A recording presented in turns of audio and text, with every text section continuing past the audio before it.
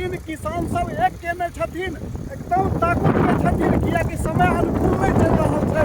ताहि दुआरे जेना होइ छै तेना सबके मोन इएह छल कि जल्दी से जल्दी अन्न घर में चलि जाए आ होबहे के चाही।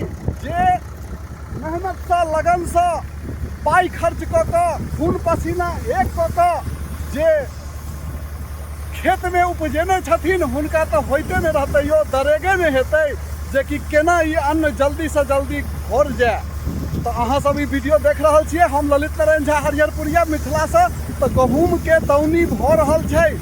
आई हम ई वीडियो पहला बना रहल छियै, अहाँ सबके देखा रहल छियै कि देखियौ मेघ तेना लागि जाइ छै, तुरते तुरते उबेर भऽ जाइ छै, किछु फुराइ नहीं छै किसान के।